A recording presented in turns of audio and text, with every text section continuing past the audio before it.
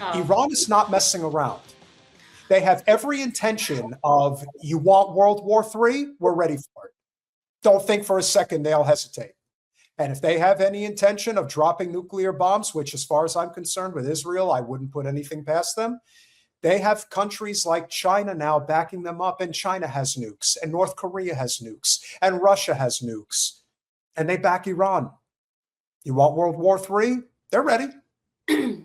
Well, people here, not just here, but in the West, in a lot of cases, really cannot comprehend the level of pride and like cultural like stewardship almost that people feel in places that have that level of culture and that depth of a civilization. So, you know, most people in this country, they're not going to die for this country. Most people in this country aren't even paying attention at all. In Iran, they'll die for their country. And they won't even think twice about it in a sense that whoever even is the leader, if they do or don't like them. Because what they all agree on is they don't like us in their business. That's what they all agree on. They've had it. They've had it. And they've told us they've had it, and they said exactly what they're going to do. They said every little thing they're going to do. And these stupid motherfuckers just refuse to listen to them. I don't know how people could be more clear. They said, we're going to do this. They've done that. And these people are now think they're going to send boots on the ground now. That's what they're getting ready to do. Iran has decided that they are now going to put mines, water mines, along the Strait of Hormuz. Why? Because the United States clearly doesn't get the message, and Israel doesn't get the message. They think they're joking when they say, you will not pass go through the Strait of Hormuz. We don't care how much money you lose. You are not passing. And of course, they have now attempted multiple times to do it. They have been shelled upon multiple times. They're going to keep trying. And so now Iran has decided, okay, you really want to see how far we'll take this? We'll sink one of your major carrier ships. Like, that's what we'll do now. Well, and this is something worth bringing up too. And for people who don't recall or didn't see when we last had Colonel Wilkerson on. But one thing about that strait and where that is it's incredibly shallow. It's incredibly shallow, which is why back when he was back in the day, they didn't go in there because it's very, very difficult once you're in there to turn around and come back out.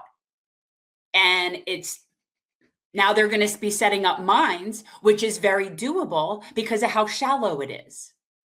See, this is the thing. So they're doing this without any concept of any strategy that's workable. But the truth is there is no win. We can't win in a war with Iran. It's not going to happen. It's just not going to happen. If you please. Iran has deployed about a dozen mines in the Strait of Hormuz. Two sources familiar with the matter said, I also, right off the bat, I don't like this source. Two sources familiar with the matter.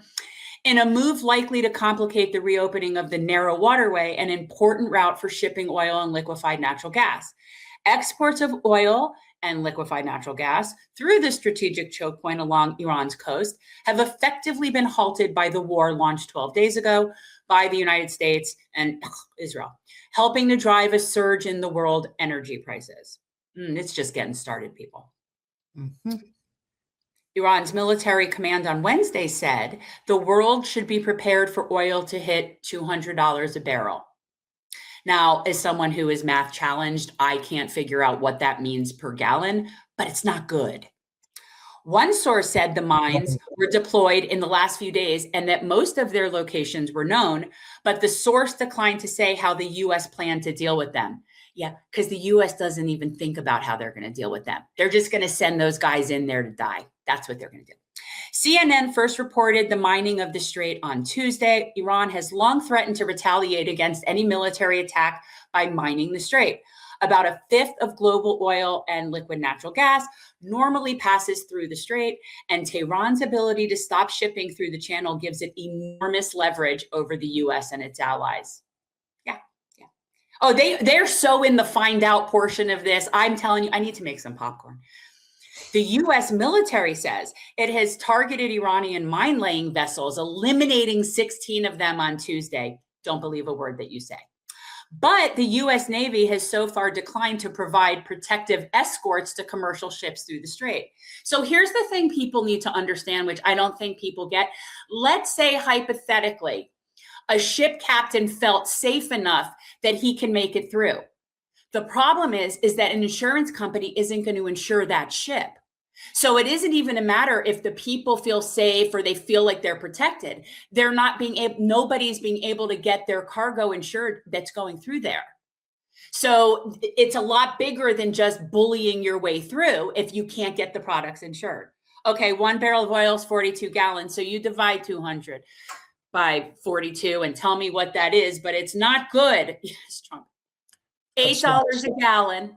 There it is. That's not correct. So it's about $5 a gallon. I still think that it's going to end up being way higher than that. Now, if the argument is that it'll be $8 a gallon because of the cost of transit, the cost of profit for the all of it crude for the crude oil to gasoline refinery, whether it's through Chevron, ExxonMobil, BP, etc.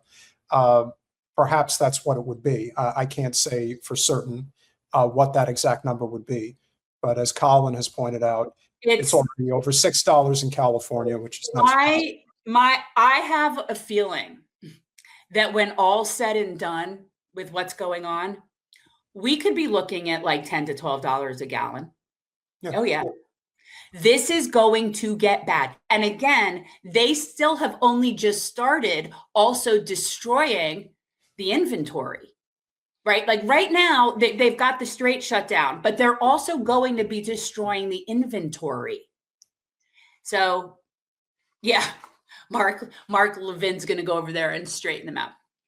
Oh, so Alfin, U.S. President Donald Trump on Tuesday demanded that Iran immediately remove any mines deployed in the strait. And he said that it would face unspecified military consequences if it failed to do so.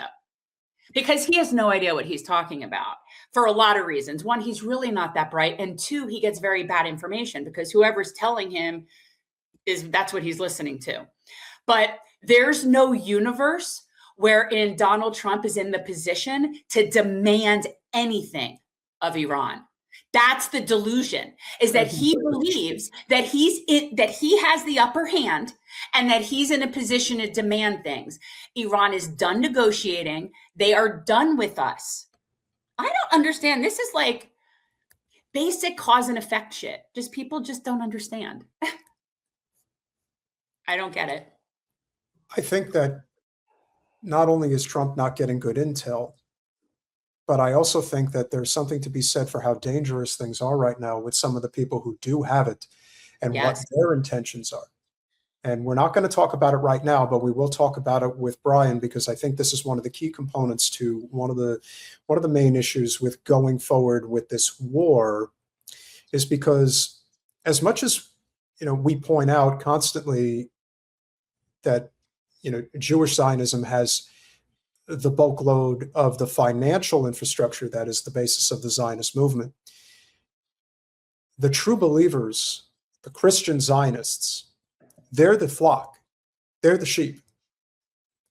And when you hear stories already coming out about how certain military commanders are telling them that this is a mission from God that they're on now, do you not understand how dangerous that is?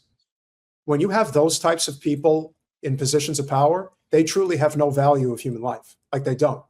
Are you talking about Peg Breath? Well, I don't even care about him. He's a fucking loser. He just happens to have a position of power. I just meant in terms of them like swearing their fealty to this sort of, Christian crusade. Just as one of our favorite just as our favorite opinionators, no opinion, leave the world behind. Yeah, that's what they're preaching. Leave the world behind. Don't you think, though, to some extent, that type of rhetoric is going to just further divide the active? It's going to scare the shit out of people. Well, no, but what I'm saying is that I am seeing an increasing rift within active military personnel. So not everybody, like, yeah, there will be some people that'll hear that call to glory crusade nonsense rhetoric and be like, yeah. But there will also be a lot of people that are military people that won't be with that. So I think that this is just further creating more of a divide within the military. And I mean, I don't see how this is going to go over with a lot of the people that serve in the military.